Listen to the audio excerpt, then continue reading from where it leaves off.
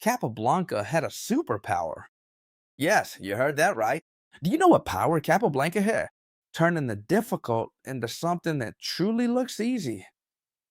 We're really going to enjoy today's video with a game Capablanca played in Moscow in 1925, and it was an extraordinary game. We're going to enjoy it a lot and learn a lot as well. Capablanca started with the queen's pawn, and the game began in the following way: d4, d5, double queen's pawn, and Jose Raul Capablanca, the world champion at that time, played the queen's gambit. A world famous opening, isn't it? Very well. Here, black decides to reject this gambit or decline it with the move e6, something super popular. And at that time, just like now, there are two main moves here. I'll explain them to you because they're very simple. It's developing one of these two knights. Differences. If I develop the knight to c3, we can simply enter a Nimzo Indian defense. In the case of developing the knight to f3, which is what Capablanca did, this way we avoid the Nimzo Indian defense, which can often be somewhat uncomfortable for the white pieces, so that if they now try to play this check, we could simply cover with bishop d2, asking for explanations. From this bishop it has come to attack us on b4. So the game continues in the following way. Pawn takes c4 is where black now tries to capture this pawn. And many of you might wonder, why give away a pawn right in the opening? Very simple. As you can see, if even Capablanca, who was the world champion at the time, played a gambit, right? Like this one, it's clear that gambits work very, very well. That's obvious. The idea of giving away this pawn is to deflect the central pawn from d5, which is currently occupying central squares, so he can occupy it with his other pawns. See? This way, he's occupying the entire center with his two pawns. It's even more fashionable to play e3, so a calmer variation is played here. But with this e4, Capablanca is already telling his opponent that he wants to go all out. The idea is that this pawn will be recovered in a quote-unquote simple way. It's true that you could start defending with b5, but black's structure would be somewhat difficult to sustain, as you could continue with this move a4. It couldn't be defended with this pawn because after the exchanges, the rook would fall. It would have to be defended, for example, with the c pawn, and this wouldn't be so simple either, okay? That's why the black player here, instead of playing b5, simply plays c5. Here, I'm sure many of you would already be thinking, if this happened to me in one of my games, I wouldn't know what to do. That's the truth, isn't it? So this is where Capablanca steps in and says, okay, calm down, let's take a good look at what's going on. Because everything, if we look at it calmly and understand what's happening, is simple, right?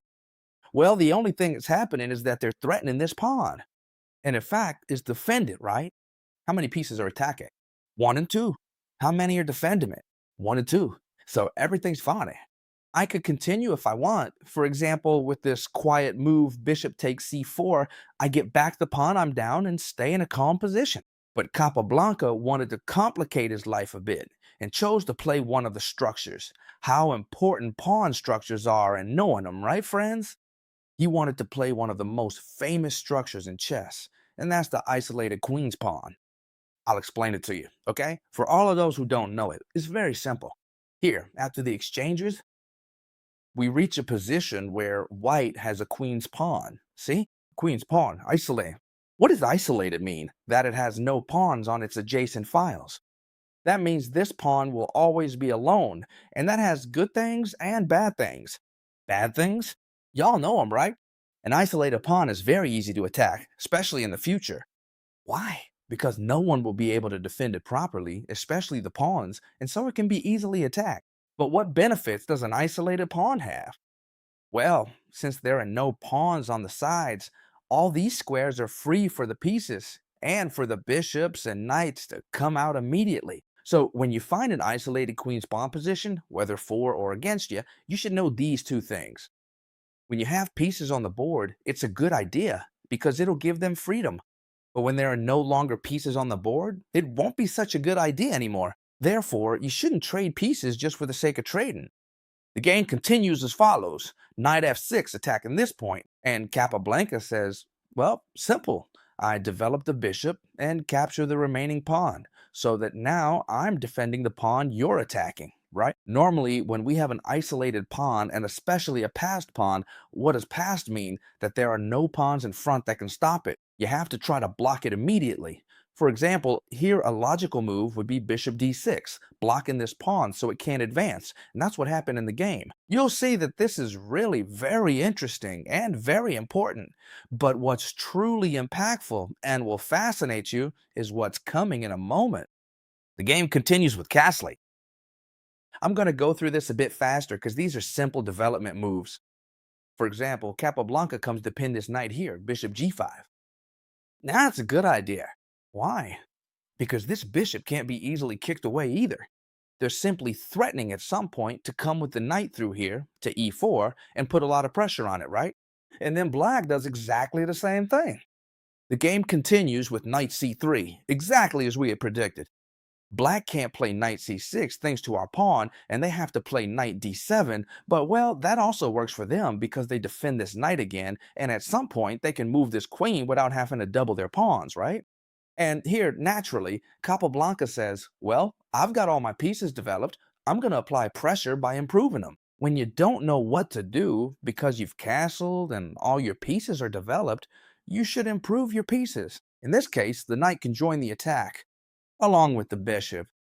The game continues with queen to c7, and here the black player is telling Capablanca, if you want, you can double my pawns. And indeed, that's what Capablanca did. Bishop takes, knight takes, and now also knight takes, and pawn takes f6. This knight fell the other day and came apart. I need to glue it back together. It's no big deal. And here the game continues as follows. Watch out, two isolated pawns for black, and the king looks a bit unsafe. However, it's not easy to attack this king. Why? Because this bishop can be placed back here, as happened in the game, which continued this way, and at some point, the rooks are placed on the open files. At some point, this bishop can land here, and the king would be more or less safe. You're going to see the masterpiece Capablanca creates to win this game, because you're really going to love it, and you'll probably have to watch more than once to truly appreciate it. So, especially from now on, if you're doing something else, focus on the game because the most interesting part is coming, the part you'll enjoy most. All right, what do the white pieces do now? It seems like they've done everything already, right? They had their pieces developed, rooks on the open files, especially this one. Well, the queen still needs to move to connect the rooks. Where do I move the cleave? Well, Capablanca placed it on b3 with one idea. With the idea that in the future, if this bishop disappears, he can advance his isolated pawn. So this queen and bishop can both attack the f7 point, a very weak spot, because the king is practically forced to stay here on defense, right?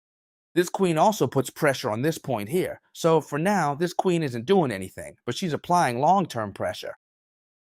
The game continues with this a6, so that now b5 is being threatened dangerously. Therefore, before it's too late, Capablanca prevents it with a4, a super logical move. Naturally, what he's doing is preventing his b5, and the game continues this way. Watch out, the bishop moves to defend the king, and Capablanca quickly challenges these two bishops. What is Capablanca saying here? This looks like a simple bishop trade, but it's very important, and I'll explain it so you can all understand. Capablanca is saying, if you capture, you're gonna leave your king exposed. See? But if you don't capture me, which is what happened in the game, queen to d7 was played. Do you know what Capablanca did? First, he moved this knight. The rook came to e7 to double up, and now he eliminated this bishop. And many of you here will be thinking, wait, chess teacher, aren't you fixing your opponent's pawn structure here? So that if he captures with this pawn now, that's it. Is the king no longer in trouble? Yes, but that's exactly what Capablanca wanted. He was so clever. He wanted to gain control of the e6 square. Now this pawn is defending this square, but when he captures the bishop, which is actually what happened in the game, the e6 square, remember this well, will become vitally important. The game continues as follows. Knight e4 threatening the bishop, but above all, threatening the f6 point. If black gets careless now and, for example, plays this, knight f6 wins the game. Check, and I take the queen, right? Therefore, here the black player decided to play king g7, defending this pawn. Very well. What does Capablanca do? Well, he doesn't give his opponent any breathing room. Queen c3, and he comes to attack this pawn again, too. The bishop moves in between while attacking the queen, and this queen simply captures this pawn here, where a pawn isn't being won because the bishop is also capturing the pawn behind it. So it's simply been an exchange of bishops. However, here, instead of moving the rook, do you know what stroke of genius Capablanca came up with? Let's see what you think. This move right here, knight g5, giving away the knight and giving away the rook. Why? Because something much more serious is being threatened. This rook here is being attacked by the queen and the rook, so if the rook is captured or the knight is captured, it would be followed by rook takes rook check and the queen will be taken. See? So here, the really important thing first is to defend against this threat. And Capablanca? How does he save himself from both threats at once now? Well, first, by placing the knight on e6. Notice how important this square is becoming? Knight e6 check, the king moves here, and now he does save himself from the rook threat. See how Capablanca understands things a step further and always looks for the best move? Instead of just trying to stop the threats one by one, no, he always goes one step further. Capablanca, he always said one thing: I don't calculate extreme variations. What I do is always look for the best move, so that this helps me play a very good game. The bishop is threatened, so this bishop must retreat. It seems like the best idea to place it here, right? The queen moves back a bit to place itself on white squares. You know that when the opponent's bishop is on dark squares, we prefer to have our pieces on light squares. They attack the queen, she simply retreats while eyeing this point for the future. The bishop comes to an interesting square because from here it can go to either this diagonal or this other one, and here it doesn't get in the way of the rooks, and the game simply continues this way. Watch. g3, queen d6, the knight jumps to f4, and the rook doubles up again on e8. Very well, we've reached a key point in the game. I'd say the most critical point of all. What do we do here? Everything seems under control on the part of the black pieces, right? This point is well defended by the rook. If we trade rook for rook here, it would be rook takes rook, and there seems to be no way to progress. If we put the knight back here, well, it seems the knight has nowhere to go. Do you know what move Capablanca made here? If you want, you can pause the video and try to find it. You can always do that. The thing is, Capablanca made the following wonderful move. Rook e6. Let me explain why. This queen is acting as a great blocker for the isolated passed pawn. So what we want is to prevent this queen from staying here. Because right now, we can't use this pawn or advance it in any way to create discovered attacks. And this move is wonderful. Obviously, it wouldn't be a good idea to take the rook, because if the rook were taken, it would be pawn takes with check, and this pawn would be even closer to promoting. And above all, it's super well defended. It could also be supported by the other rook, and this wouldn't be a good idea at all. That's why the black player moved his queen back to d7 here. But what? Look at the difference now. Now he does take the rook. With what difference? Well, the only difference is that the queen no longer blocks this pawn. And now, after rook takes, many of you might be thinking, what if I take with the queen or the rook?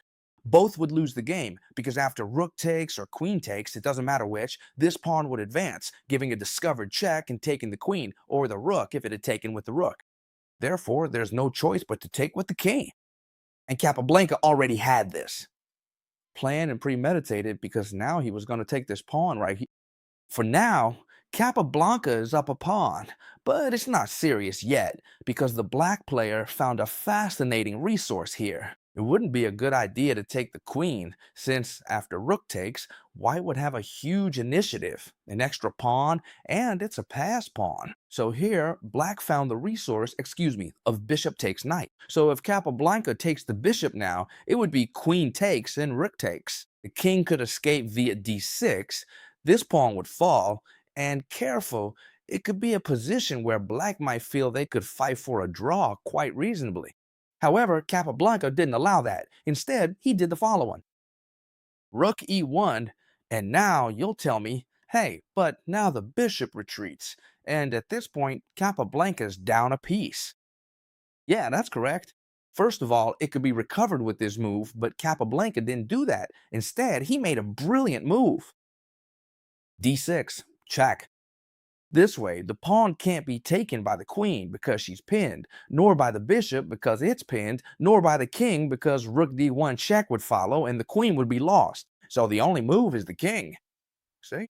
The only one. And besides, the king can only come here because if he goes somewhere else, for example, over here, then the queen would be taken for free. He could have also gone backwards, but the consequences would have been worse. So the king comes forward, and now comes Capablanca's real grand finale, where he makes simple queen moves to checkmate the opponent. Watch what happens next. The queen first moves to b3 to give this check and forces the opponent's king to move here. There's no other choice. If he takes the pawn, he loses the queen to rook d1. The pawn is back here and the queen is here, so the only move is for the king to slip in here. What would Capablanca like? To place this queen here to deliver mate. See? This would be mate. But of course, this queen can't get there. And how does he do it? Well, he does it through some wonderful checks. First, he gives this check. The king can't go back because then the queen would follow here. Same thing again in mate. See? This would be mate in a few moves. So after this check, the king can't go back and has to come here. The game continues in the following way. First, this check, the king has to go back, because if he goes to the side, mate would follow here. See? Impressive, right? The king has to go back, and now the queen slips in front. Well, the king can't come here. Why? Because then it would be mate on the next move. Well, or rather in two moves, queen h4. And when he comes here, the same mate we saw before, so he has to go back. And now, simply, the queen gives this check again. The king can't come here anymore because it would be mate. Look at what he's achieving just with queen checks, so he must take the pawn. And here, rook d1 check. The king has to escape. The queen is captured. And here's the important part. The truly important thing is that the queen captures this pawn on a6, so the material is queen against bishop and rook, which, well, could be more or less equal. However, with this passed pawn completely on this side here, Black decided to stop suffering and resign after this masterpiece by Capablanca. What'd you think? Leave a like if you enjoyed it. And if you love the app I showed you the other day, which is one of the apps I use for this to study my own games, you can always find it right down here in the description. I saw that you loved it because many people joined. Grandmaster Mauricio Flores told me, the creator of that magnificent app. One of the strongest grandmasters in Latin America, a total genius. Author of one of the most famous books on pawn structures, a total genius. And he's given us this great app for the chess world that I'm honestly very grateful for. And that's exactly why I'm leaving it down here in the description so you can start using it too. I hope you love this video, and we'll see each other tomorrow, as always, friends, in the next one. Goodbye.